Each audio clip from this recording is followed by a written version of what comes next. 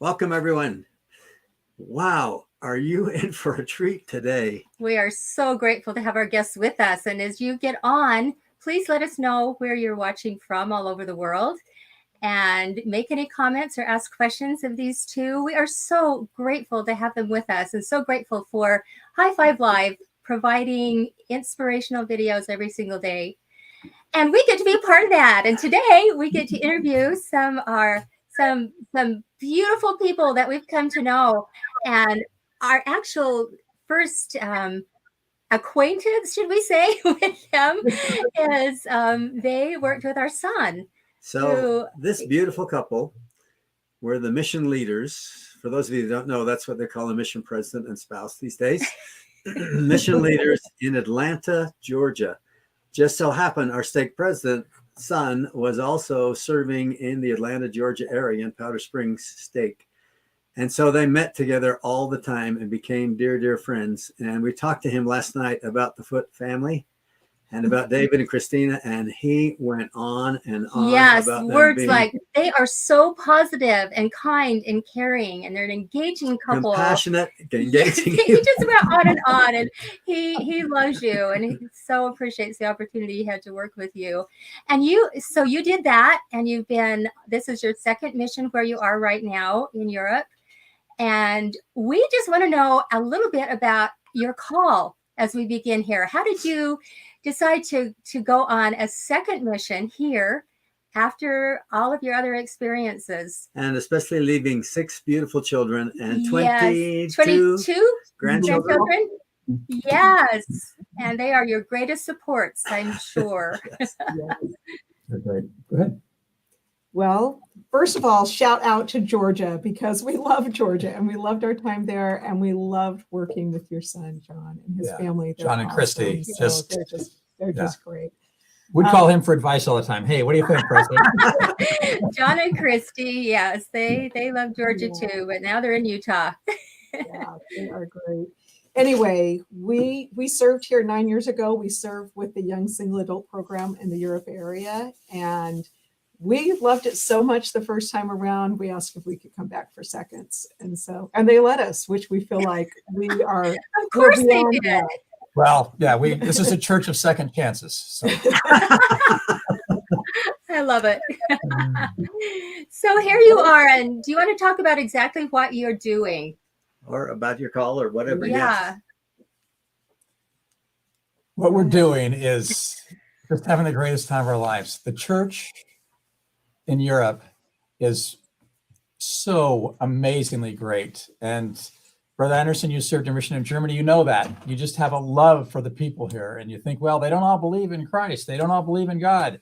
That must mean, but they are just outstanding, great people. And I served my mission in France when I was a young man, and you just can't get the people out of your heart. So we're so grateful to be back with them. And we're serving with young adults here, and the couples that serve young adults. There's about close to 100 couples called to serve, about 70 in field that serve young adults all over the Europe area, partly because there aren't young adult wards and stakes like there are in the States. There's a total of 2 young adult wards in all of Europe, and they're both in England, one in London and one in Manchester. And otherwise, the young adults are just part of regular wards. And so to have a structure that helps bring them together for institute and young adult activities and young adult conferences and virtually, it's so important for them to gather together, to be strong together.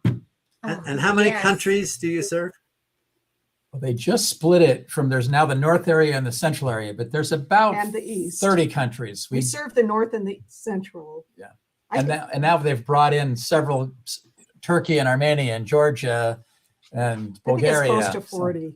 That's a lot. 40 countries. There's a bunch out there. Wow.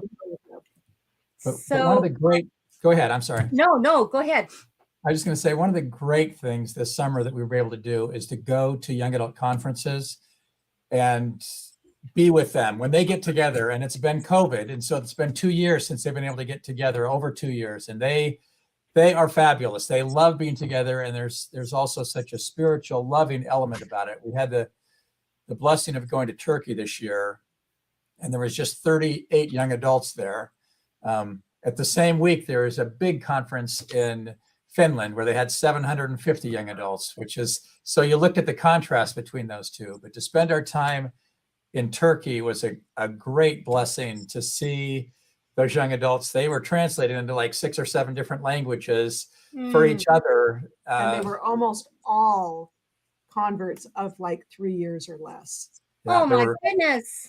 There were Wow. 8 out of the 38 were baptized in the last 12 months. And they've got an amazing mission president and missionaries there. But last year in Turkey, there were 40 young adults baptized. It's amazing to see that happening. So it was great. Did you want to share a couple I'll of? share. Yeah. They had a testimony meeting at the end of the conference. It was about a 4-day conference. And I was just so touched by their testimonies, I started scribbling down notes. So I'll share just 2 that really touched me. One young man said, "I'm an asylum seeker for 4 years. I can't even buy a SIM card, but I know God will never let go of my hand. No one else knows your heart like he does." And then another young man from Greece that had immigrated, I think, to Turkey or Bulgaria, said about the conference, "These have been some of my happiest days. For 7 years, I was learning of Christ. For 4 years, I've been a member, and I'm trying to continue on my path. There's a difference in my life. Jesus Christ and the Holy Spirit are my biggest strength. When I'm with all of you, I feel the Spirit and I feel stronger." And so that's a big reason why the church does so much to support these conferences all over, because they are stronger when they're together. They need the strength of each other's testimony and the interaction with each other. And they don't get that day to day. They're so often, the only member in their family, the only member, in their town, in their little village, and for them to get together and to be strong. We went to another conference in Hungary that had young adults from a bunch of Eastern Europe countries. I think there were 17 countries represented there. Wow. And places where, there's 3 active young adults in the whole country. And there was about 170 of them that gathered together there in Hungary. And it was amazing to see them come together. And thankfully it was in English. And then they had some translation, but young adults in Europe are amazing. They speak languages like you can't believe. And so many of them know English. And so the whole conference was in English, and it was they were incredible. They were incredible. The young adults, it's amazing to watch it, just as it should be. In Hungary, what Sister Foote was just talking about, reminded me that on the night of devotional, one of the young adults had received her mission call. And so she got up in front of 170 people. She had no family. She's the only member in her family. But she had 170 family members there to watch her read her call on her phone. And she jumped up and down the whole time. And 170 young adults got on their feet and just clapped and embraced her. It was beautiful to see. Oh my goodness. I love it. I hadn't thought about it quite like this before, but it's really, really hitting me hard. In the early days of the European area, they were asked to gather so that they could come and be in numbers together. So they gathered to Utah. And then they were told to stay. But now it's the same thing as it was back then, the great need to gather. So we gather young adults in these huge conferences with the same intent that they gathered then, to get them closer to temple, to get them closer to ordinances and have them a chance to strengthen their testimonies. You are doing the absolute pioneer work of Brigham and Parley. You are hurrah for Israel. Hurrah! Really, it's the young adults doing it, though. This year, young adults were the conference coordinators. Before, it had been seasoned adults that, were in charge of organizing the conference, and then young adults were on the committee. But this year, all the committee heads were 2 young adults. And they did an amazing job. I mean, some of the conferences, Spain had 560 participants. Wow. And Italy had 350 or so. In fact, we should show that picture if you can. Of the conference with all the young adults in front of the Italy temple, because that was amazing to see so Look many at young that. adults come. And you can see a Ukrainian flag on one side. There were about 35 from Ukraine that came and joined that conference, which was incredible for them to be able to be part of that. And it was just, it was so great. That Look is at that. incredible. Wow.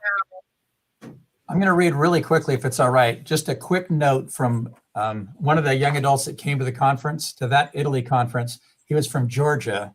The country of Georgia. The country, not, yeah. Not our we mission. were excited about that, but then he said, no, I wasn't Atlanta.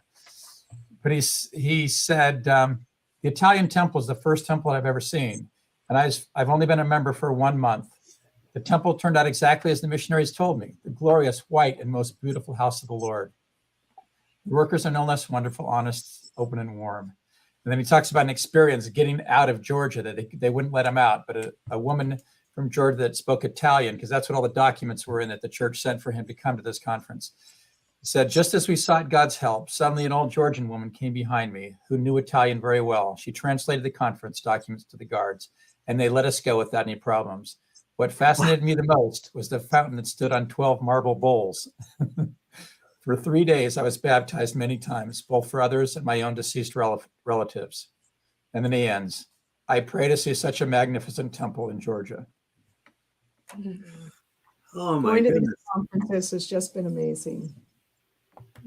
That is incredible. And it's so heartwarming to know that so many young adults are being influenced by you, by all those missionaries there, and by each other, and gaining testimonies and serving the Lord. And it's just like overwhelming. And we are so grateful that you are here to share what is going on there, because a lot of us don't know.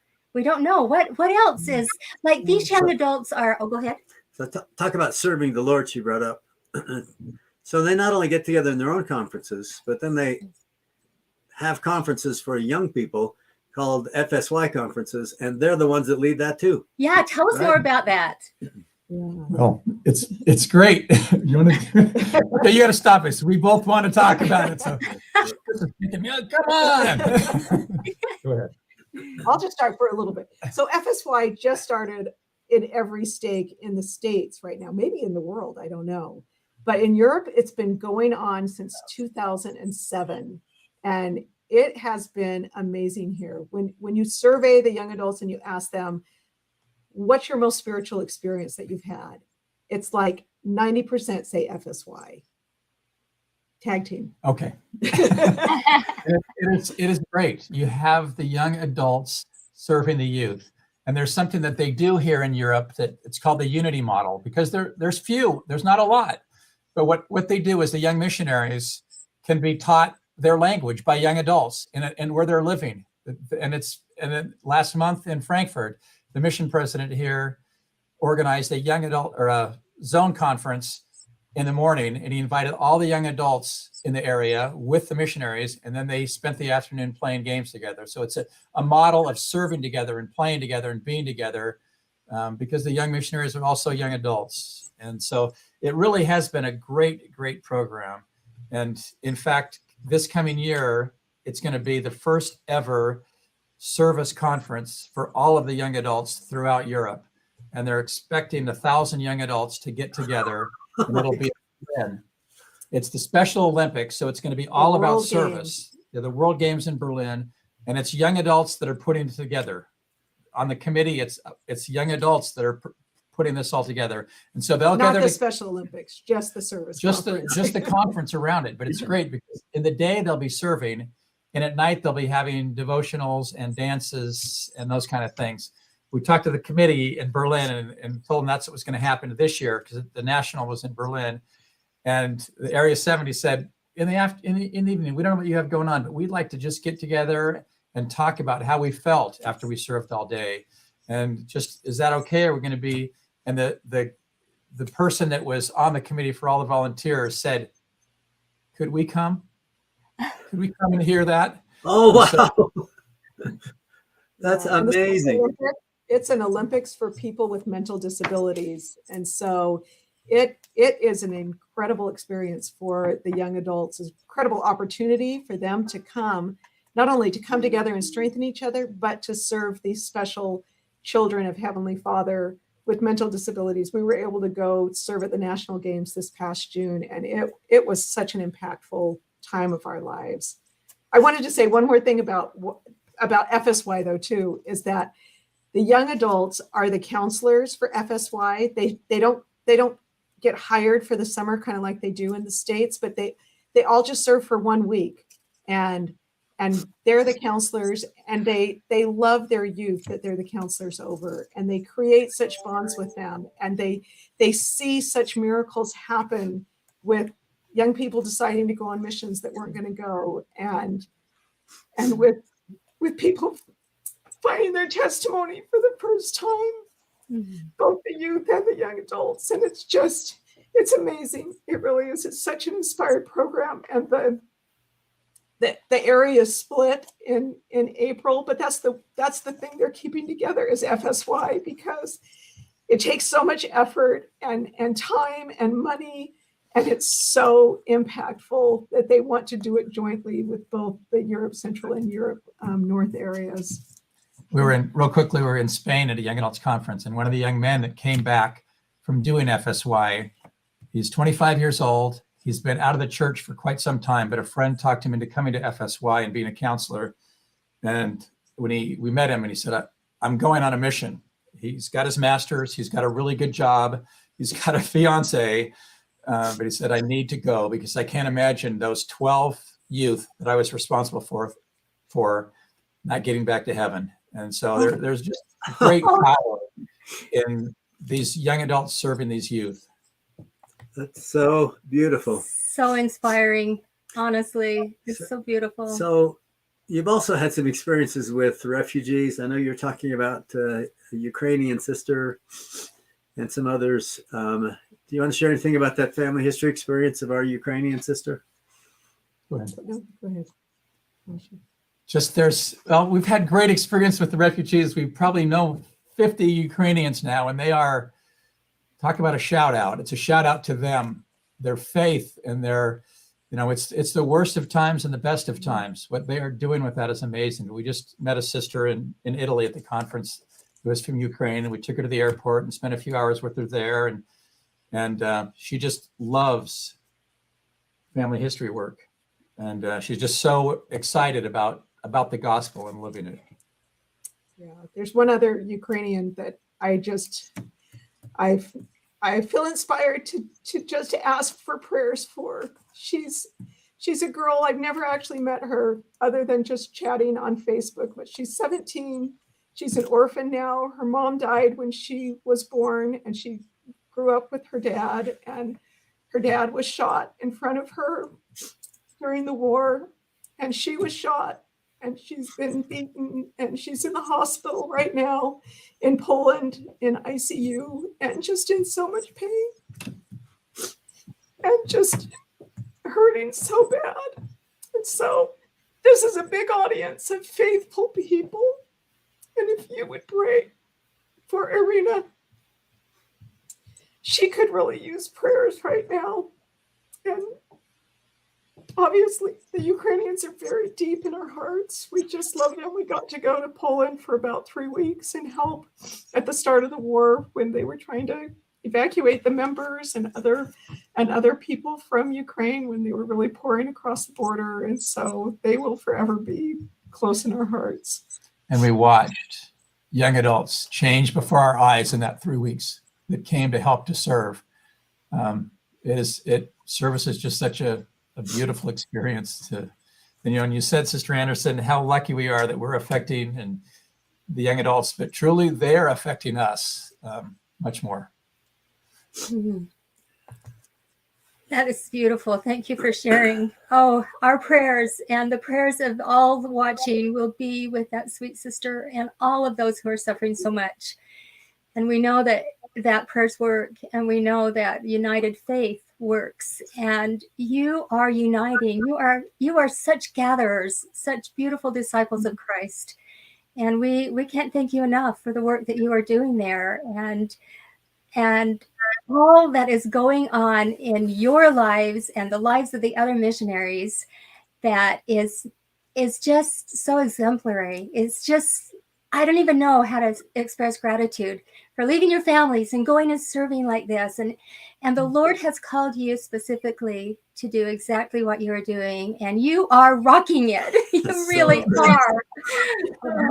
So, Senior missions are the best. They really, it's hard to leave family. Not as hard with technology though. Yes. Technology. So anybody that's thinking about it out there, just do it. Your families, you can stay connected to them and they can come visit you and you can go home. We have 2 daughters that are having babies and we're going to go home and help with the babies. And so good. you can still be part of your family, but you can have experiences that will change your life. And people will be in your heart for the rest of your lives when you serve them this way. We have a son that I saw a message from our son this morning. He said, our kids every day are praying for you and praying for the Ukrainians. And it is a great experience to be here. Those senior missionaries that are out here are just so amazing. The Lord is sending more and more experienced, great people. So it is a great opportunity to serve this time in our lives. So thank you. thank you so much for this morning. We are fighting back the tears, listening to the wonderful experiences that you're having. And we know there's so many more to share. And do you want to tell us about the website and Instagram account that you have helped create for the young adults there? We have mostly observed. We're observers. But again, it's young adults that are leading this committee. We had a meeting with the chair of it, who's a great girl named Rebecca that lives from Norway. And she is so professional and so great. And she's pushing it forward, as well as many other young adults. So yeah, it's called risinggeneurope.org. That's the website. And then the Instagram page is also, I think, Rising Gen Europe. And it's an effort to help unite the young adults of Europe, that this is a way for them to connect with each other. On the website, probably the most popular item is that the events are posted. People can submit events, like all of the conferences that we talked about that we went to. Those were all on the website with links so people could register. A lot of young adults in Europe kind of like to shop around and go to different countries than the country that they live in, and they speak lots of languages. And so this gives them an opportunity to know what's going on in other parts of Europe. And the Instagram page, is a place for them to just share things. There's also something called Sofa Sessions, which they're posting on the Instagram, and there's also a YouTube channel. And these are like filmed in Europe by young adults in Europe. And it's young adults sitting down and talking about subjects that are important to young adults in Europe. And just candid, unscripted, unedited conversations. And so there's about, I think there's 20 something that will eventually be posted. There's probably 6 that are up on the sites now. And it's just an effort to connect, to gather them, to help them build strength with each other. And ultimately, everything we do is to help bring them to Christ. That's exactly right. Absolutely. Thank you so much for today. Yes. Any last things you'd like to share? We wish we could spend hours with you. Maybe we can. We could obviously talk for hours. Yeah, we're so long. passionate about what we do.